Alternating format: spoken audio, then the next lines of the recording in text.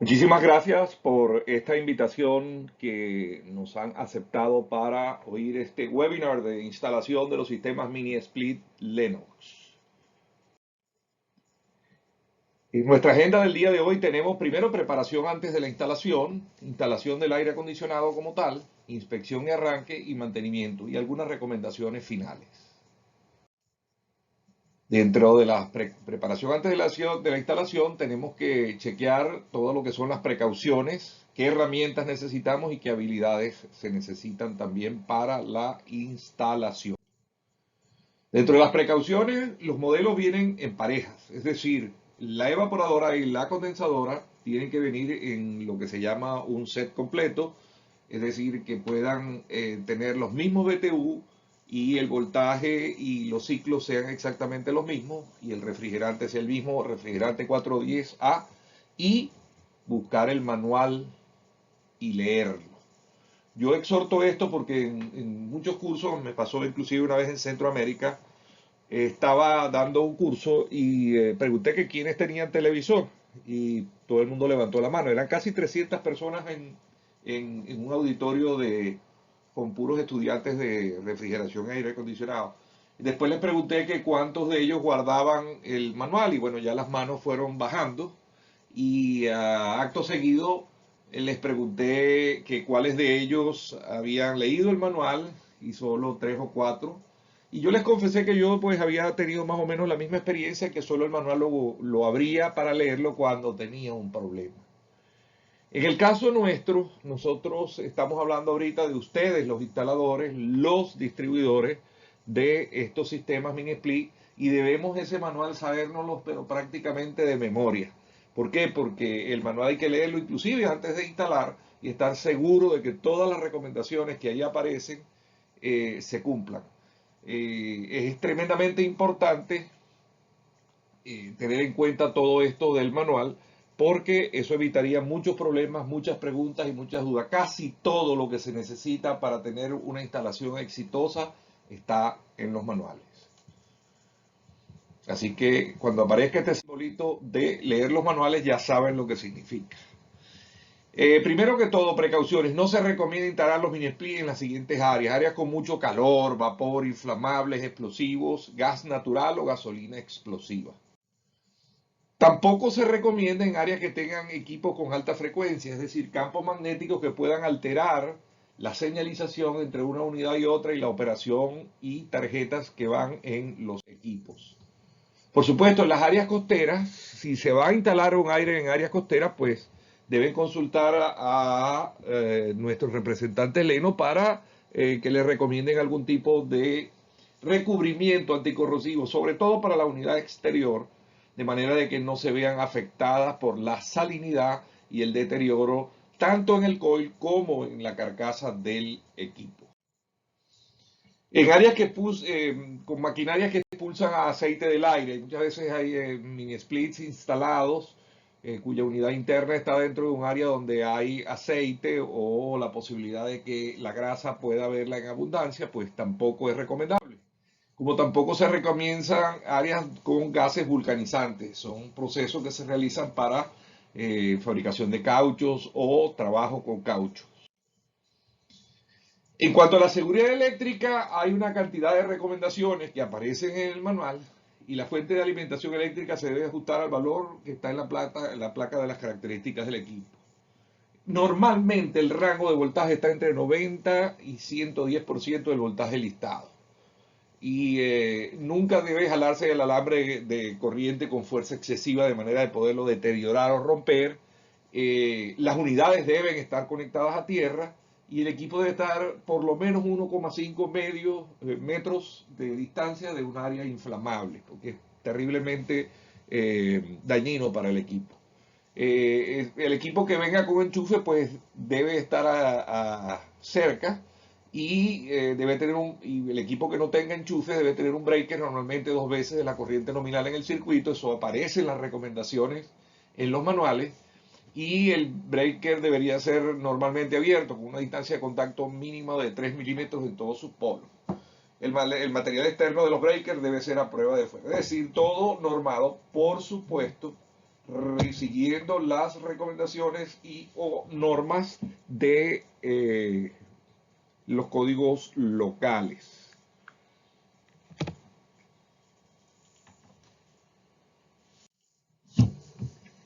Antes de la instalación, pues debemos tener una llave utable, una llave fija, dependiendo sean las necesidades que vayamos a tener, una llave de gancho o torquímetro, un juego de llaves Allen, un martillo de impacto que generará una cierta tensión para mejorar el rendimiento laboral de hacer el agujero en la pared, las mechas para esos, inclusive ponches para poder estampar y hacer entradas circulares si fuera necesario en la pared, plomada y nivel, destornilladores de paletas y de estrías, pues los modelos en tamaños normales, y un cortador de tubo y expandidores tipo flare. Eso es lo necesario. Amperímetro para chequeo de la corriente, voltaje y resistencia, si es digital es mejor. Manómetro para medir las presiones del sistema. Recuerden que nuestros equipos mayoritariamente son en refrigerante R410A.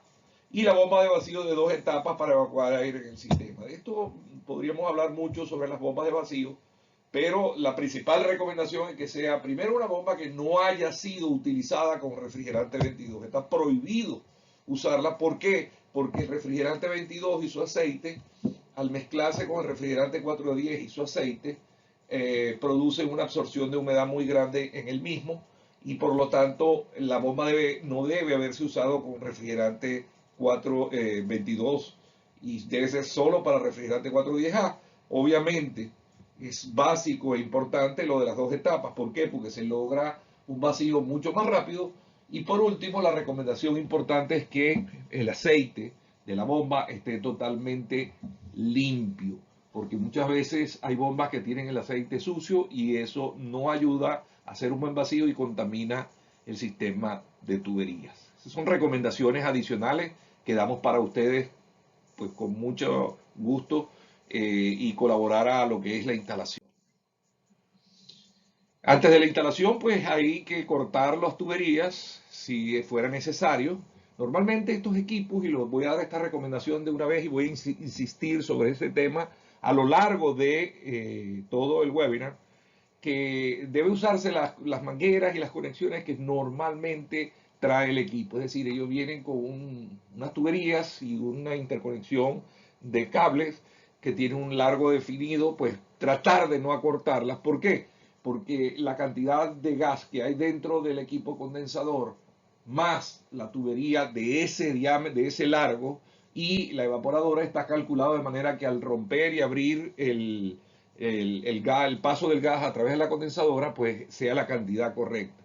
Si se corta o se excede, ya veremos más adelante, habría que hacer un recálculo y ver la cantidad de refrigerante que habría que añadir o quitar. Normalmente yo recomiendo que dejen el largo de la tubería como puedan, si es posible hacen un loop afuera, pero eso evita que haya complicaciones a la hora del cálculo del gas refrigerante y el aceite, muy importante. Por supuesto, evitar dejar rebabas sobre cualquiera de las operaciones que se hagan, y cuando se hagan operaciones tipo flare, pues también deben hacerse de la manera adecuada, pues evitando que hayan roturas y que hayan bordes de lima dentro del mismo. Para la instalación del aire acondicionado tipo mini split, vamos a seguir esta siguiente mapa de ruta. Lo primero es seleccionar el espacio de instalación, instalar la placa de montaje y hacer huecos, instalar el soporte de la máquina exterior y conectar alambre de la unidad interna, conectar manguera de drenaje, conectar tubo de refrigeración a la unidad interna, instalar la unidad externa y externa como tal ya definitivamente, conectar el alambre de la máquina externa, conectar la máquina externa, instalar bloqueo de drenaje en casos de sistemas de bomba de calor para sitios donde existe mucho frío, y por último chequeo de escape de gas o vacío. Seleccionando el espacio de instalación, pues yo recomiendo aquí que se lea el manual. Por supuesto, debe estar fuera del alcance de los niños. No debe haber calor o algunas sustancias excesivamente altas de calor cerca de las unidades. Las unidades deben estar suficientemente lejos del televisor o equipo estéreo, por lo mismo del campo magnético que puedan alterar sobre eso, sobre todo la unidad interna. Asegurarse de que va a haber un espacio suficiente para el mantenimiento, seguir las normas en cuanto a las distancias que deben mantenerse en cada uno de los equipos para mantenimiento y o operación. Fíjense ustedes, en el caso de la unidad interna, pues debe separarse del techo alrededor de más de 15 centímetros. ¿Por qué? Porque el retorno de la unidad está por la parte superior. Colocarla adosada o pegada al techo implicaría que habría un retorno ineficiente y por lo tanto el equipo no rendiría de manera adecuada.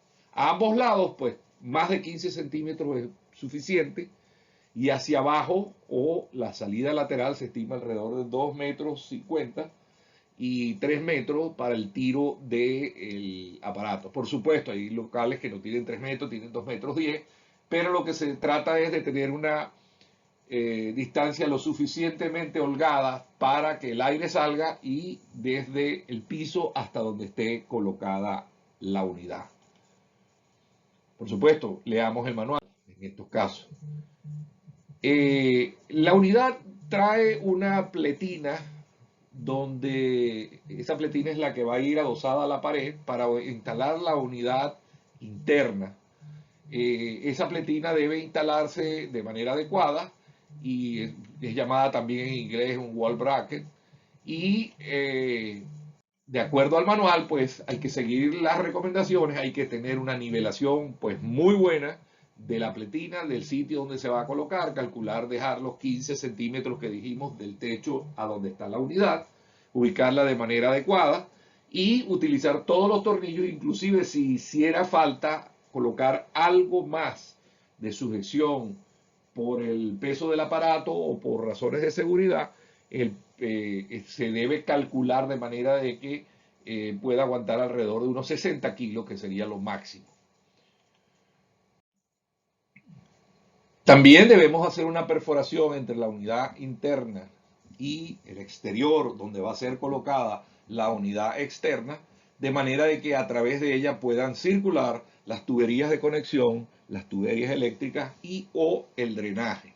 Esta debe ser de adentro hacia afuera con un grado de inclinación y nunca debe ser al contrario, para evitar pues entrada de agua, y debe tener toda una normativa que veremos más adelante en cuanto a cómo debe hacerse esta instalación y cómo deben entorcharse las tuberías, el drenaje y los cables.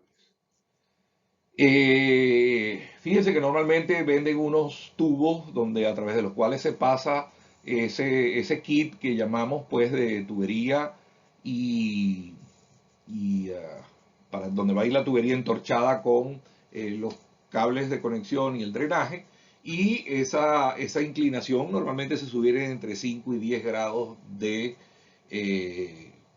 entrada, de pendiente. También las máquinas de hasta 12.000 BTU se sugiere que sea de 2.2 pulgadas de grosor y de 2.6 pulgadas para máquinas de 18 hasta las que podrían eventualmente ser de 36.000.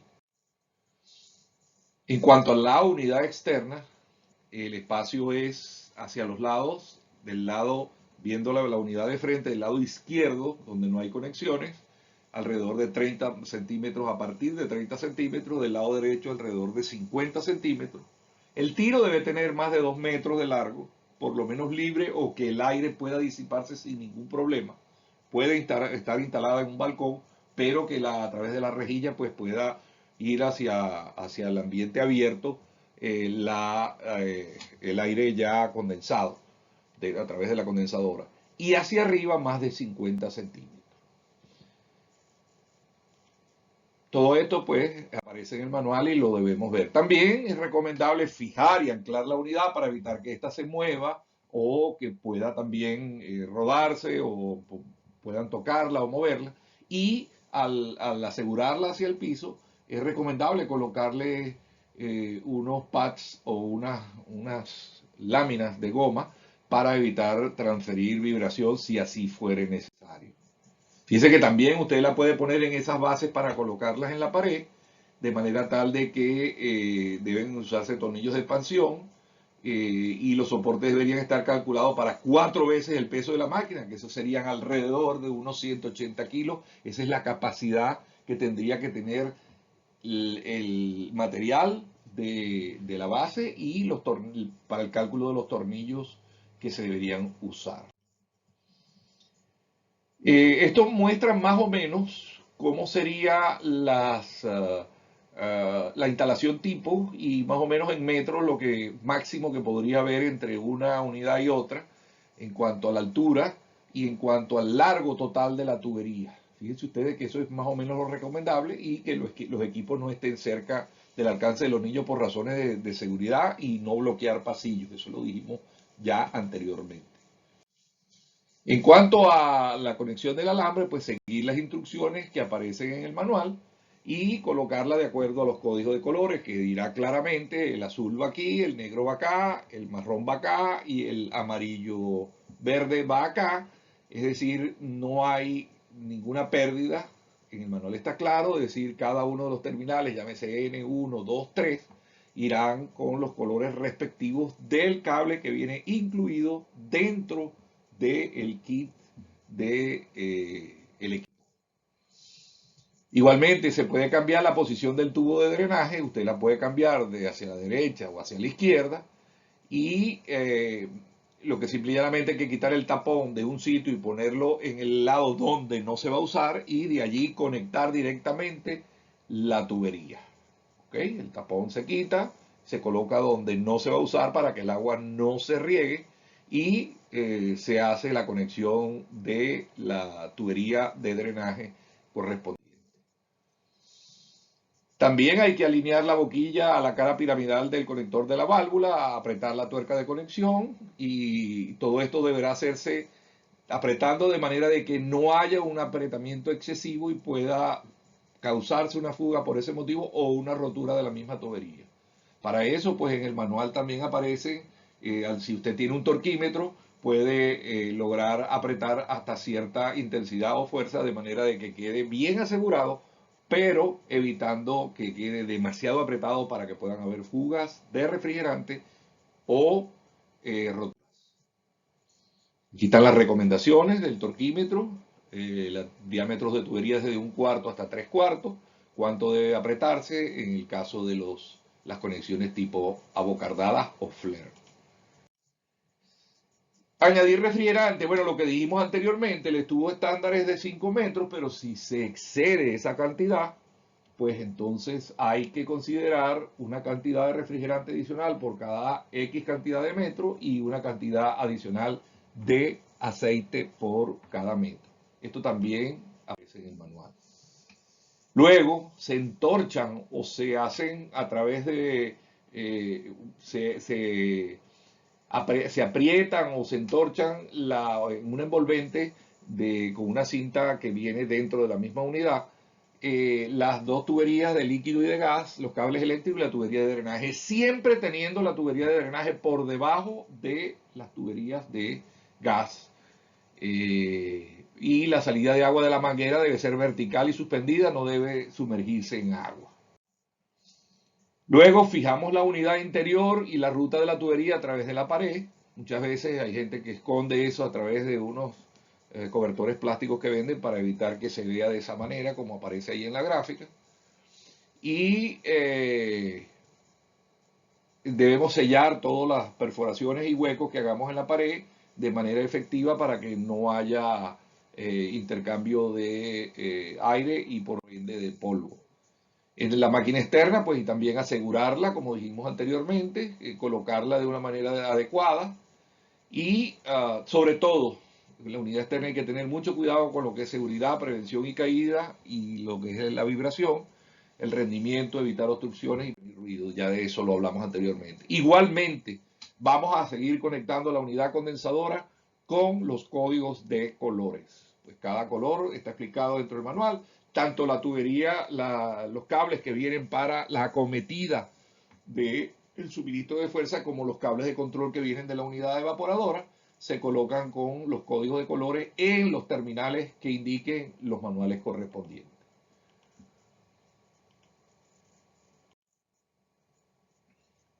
Pues también para la instalación del aire acondicionado externo, usar el torquímetro para el mismo procedimiento del FLIR como se explicó ya anteriormente.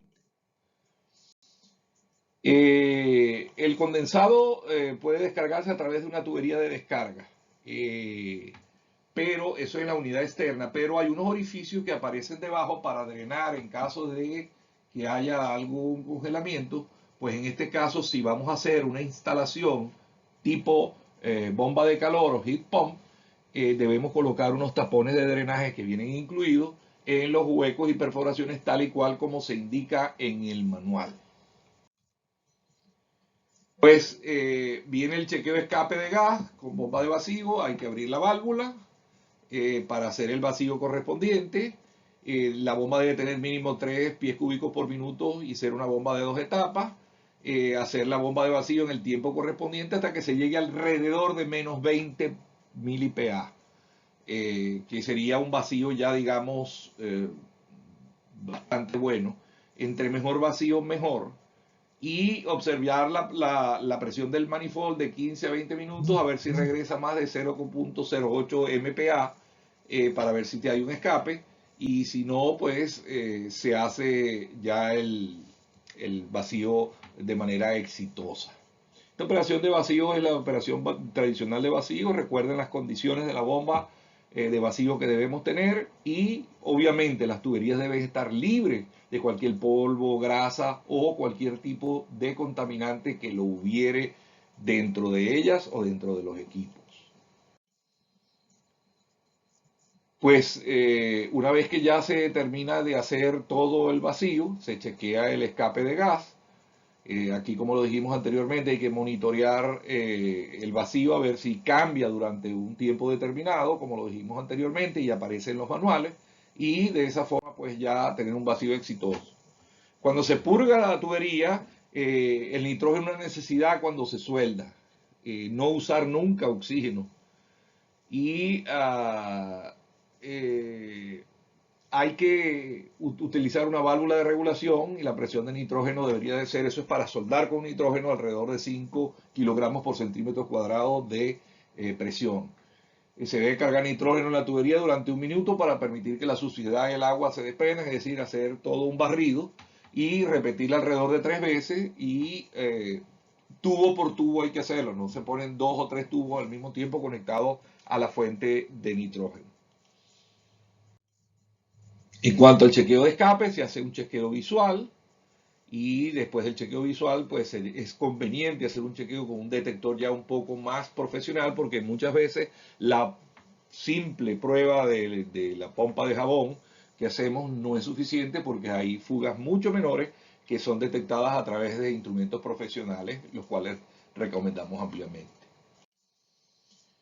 En cuanto a la inspección y el arranque, hay una lista de verificación, una lista de chequeo, esta aparece en el manual, si se ha instalado correctamente, si se hizo el vacío, si el aislamiento de la tubería está correcta, si los voltajes de servicio de la corriente están correctos. Eso es lo primero que hay que hacer. Inclusive antes de hacer cualquier tipo de instalación, hay que chequear si la corriente que está llegando es la correcta. ¿Por qué? Porque si usted no tiene la corriente correcta, usted debe advertir al propietario o al dueño o a la persona encargada que no está recibiendo la corriente adecuada, y por lo tanto el equipo no va a funcionar bien. Entonces puede normalizarse o modificarse esa situación con suficiente antelación. Igualmente las conexiones a tierra, chequear todo lo que es conexiones de tuberías de refrigerante, igualmente las conexiones eléctricas y obstrucciones en la salida o entrada de aire de ambos equipos, y la longitud de tubería y el refrigerante y el volumen del refrigerante instalado. Es decir, es una lista de chequeo que, con esta lista básica, digamos que el 95% de los problemas de instalación se encuentran cubiertos a través de ella.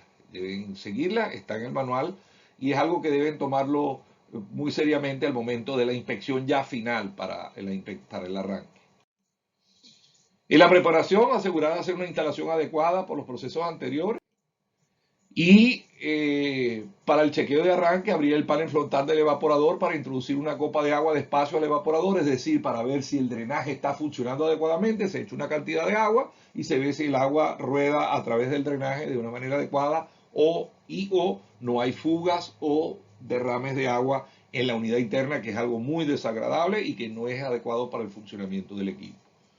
Luego hay que analizar el examen de la temperatura a unos 10 centímetros de la salida de aire. El diferencial de temperatura de aire en la salida debe ser mejor de 8 grados centígrados en modo frío y de 15 en modo de calefacción. Se debía chequear con medidor de luz para estar seguro que la máquina no está descargando electricidad. Y la operación de presión en un valor menos de 30 grados centígrados ambientales debe ser alrededor de 0.72 a 0.88 MPa para R410A. Estas son recomendaciones profesionales un poco más precisas. En cuanto al mantenimiento, es la parte más importante después de instalar el equipo. Y es en verdad algo que no debemos dejarlo simplemente que el propietario lo haga, sino que los especializados deberían hacer hincapié en tener contratos de mantenimiento amigables, accesibles, de manera de que ese proceso de mantenimiento se haga de una manera adecuada. Y ya vamos a ver por qué. Fíjense ustedes, lo más importante, primero que todo, hay que cubrir con plástico el área donde están los equipos, sobre todo la parte interna. Abrir el frente del evaporador y remover los filtros cuidadosamente que deben estar sucios. Luego quitar los tornillos de la tapa eléctrica, retire la caja eléctrica también y quite los dos tornillos de fijación de la tapa y retire el indicador. Desligue el eje de rotación a lo largo de la ranura y levante el panel frontal para quitarla y luego coloque el panel frontal cerca de la zona donde está. Luego empuje ligeramente el eje central de la rejilla horizontal y luego doblar la rejilla horizontal para quitarla, colocarla cerca. Y por siguiente, quite los tornillos de retención del delantero, aflojar los broches de la carcasa frontal y quite la carcasa frontal. De manera que ya tenemos el equipo prácticamente casi desnudo y el serpentín aparece sin ningún tipo de limitaciones listo para ser limpiado. El filtro, pues simplemente en una botella de spray con detergente y lavar con un cepillo liviano. Luego de limpiarlo con agua varias veces para evitar que el detergente se quede en el filtro, pues se pone a secar y se acabó. La rejilla horizontal también debe limpiarse la persiana porque ahí se acumula una cantidad de sucio, igualmente con agua con jabón y enjuagar varias veces para asegurar que no quede detergente y ponerla a secar. Después hacemos una protección para toda la parte eléctrica y que tenga que ver con el motor y las tarjetas eléctricas y se recubren con un plástico protector y se envuelve la unidad como se muestra en la imagen de la derecha para recibir agua, detergente o polvo cayendo durante la limpieza. Es decir, se hace como una especie de plástico colector en el cual va a caer los residuos o el agua de lo que limpiemos arriba. Primero barrer el polvo sobre la superficie del evaporador a la película plástica con un pincel, luego un aerosol de agua al evaporador y utilice cepillo para limpiar las aletas. Se puede usar un cepillo pues, para peinar las aletas si en caso de que así se requiera. Y rociar con agua el evaporador para eliminar el polvo en la bandeja de agua. Pueden repetir los pasos anteriores según la situación, tantas veces sea necesario. Antes de secar el evaporador, comprobar si hay alguna agua que se ha acumulado en la bandeja. Si es así, significa que la salida está bloqueada. Entonces, bueno, hay que tratar de desbloquear la salida del drenaje, que probablemente esté obstruida a través de los métodos convencionales. Y también puede ser usando una entrada de aire neumático para destapar la tubería y soplarla. Usar el neumático con fin de abrir el tubo de desagüe y usar un poco de detergente en una toalla, entonces usar para limpiar el ducto. Es decir, se limpia con una toalla hasta que no quede detergente y por supuesto se espera hasta que se seque. Quite la película plástica luego y monte la carcasa. Luego, durante el montaje, limpie todas las áreas cercanas. Haga la prueba de presión después de la instalación que ha sido terminado con el fin de garantizar el normal funcionamiento de la unidad, es decir, a ver si las presiones están funcionando adecuadamente. Y luego encienda la unidad para ejecutar el chequeo y verifique si hay alguna anormalidad en la unidad interior y en la presión del refrigerante de la tubería de gas. Y los condensadores, tremendamente importante, inclusive también para los evaporadores, tumbar la corriente y cerciorarse de que nadie pueda tocarla mientras se hagan las labores de limpieza. Sería catastrófico que alguien pudiera levantar el breaker mientras se está haciendo o interna o externamente el mantenimiento y pueda haber un accidente por descarga eléctrica. Entonces lo más recomendable es que ese interruptor que está cerca de la unidad condensadora pues se desactive y se coloque una señal o un bloqueo de manera de que no pueda encenderse fácilmente por una persona que no esté al tanto de lo que se está haciendo. El trabajo principal de esta etapa es limpiar las aletas del condensador, que son finas láminas metálicas que rodean la unidad. Ellas se ensucian porque un ventilador central aspira aire a través de ellas, aspirando polvo del ambiente, hojas muertas, hierbas muertas, polen. Los escombros bloquean el flujo de aire y reducen la capacidad de enfriamiento. Es por eso que hay que hacer esa limpieza, la grasa que se puede acumular. Y luego las aletas se pueden aspirar con un cepillo o se pueden limpiar con un cepillo de manera de que queden disponible el paso de aire a través de ellas. Y revise el manual de la máquina para obtener instrucciones y remueva las rejillas con cuidado para no chocar con las aletas. ¿Okay? Ocasionalmente usted encontrará las aletas que han sido dobladas, pero esto se puede comprar un peine y con eso las puede resolver. Después viene una parte un poco más complicada, que es desenroscar el ventilador para acceder al interior del condensador, es decir, sacar el ventilador y dejar el motor protegido adecuadamente, si es posible con un plástico, y el cableado está completamente quitado, entonces el motor pues, puede limpiarse, hacerse la limpieza interna en presencia del motor sin ningún tipo de problema. Esto es algo adicional que vamos a dar el día de hoy. Normalmente cuando hay una unidad de este tipo se requiere por la ubicación o el sitio donde se coloca una bomba de condensado. Vamos a dar algunas recomendaciones y unas reglas fundamentales para el drenaje de gravedad. Instale una bomba de condensado si usted puede drenar. Nunca instale una bomba de condensado si usted puede drenar por gravedad. Es decir, la opción de gravedad es mejor. Primero, porque no tiene un elemento más que darle mantenimiento, un costo adicional y una serie de consecuencias que veremos más adelante. Por supuesto, las mangueras tienen que ser de bajo espesor, ya que al hacer giros de 90 grados, las mangueras se doblan o se tapan, evitando que el drenaje sea hecho de una manera correcta, a pesar de tener una bomba de condensado. No utilice mangueras de menos de 5 octavos o 1 pulgada, dependiendo del diámetro que se tenga. Y un drenaje sin trampa de gravedad es un tubo directo en un espacio no acondicionado y sin filtro fuera del edificio. Es decir, hay una conexión a través del drenaje del exterior, del interior con el exterior, y obviamente por ahí circulan parásitos, olores, aire no acondicionado y humedad. Por lo tanto, hay que hacer una trampa para evitar eso. Resumiendo, en general, para cualquier equipo, no colocar agua a la bomba si puede drenar por gravedad, y si está utilizando el drenaje por gravedad, asegúrese de tener pendientes correctas, todas las conexiones que estén selladas y aislante térmico cuando se hagan recorridos dentro del edificio para evitar que haya el chorreo o sude la tubería y se produzcan reclamos en la operación. Los mini split, aparte de otras diferencias de tamaño, apariencia y nivel de ruido, tienen una diferencia fundamental con los sistemas tipo ductos convencionales, split, en cuanto a lo que es las bombas de condensado. La primera ley de condensado de los sistemas de mini split, por decirlo así, no hay nunca una bomba de condensado que sirva para cualquier equipo. Es decir, las bombas no son estándar universales para cualquier tipo. Hay que seleccionar la bomba dependiendo de ciertos factores que veremos más a continuación. No use una bomba de condensado si puede drenar por gravedad. Repetimos otra vez el mismo sitio. Ahora fíjense bien, nunca coloque una bomba de condensado en un cuarto de habitación. Y esto es algo raro, porque normalmente la gente agarra y le pone la bomba al lado de la unidad evaporadora del mini split. Y esto no es recomendable. ¿Por qué? Las bombas tienen un ruido de muy baja frecuencia que la gente al dormir es percibible por el oído humano y es molestoso. Por lo tanto, se recomienda que en esos casos se coloque una tubería y se coloque la bomba fuera del ambiente, bien sea en el exterior o en el sitio donde usted crea más conveniente, pero nunca dentro de la habitación.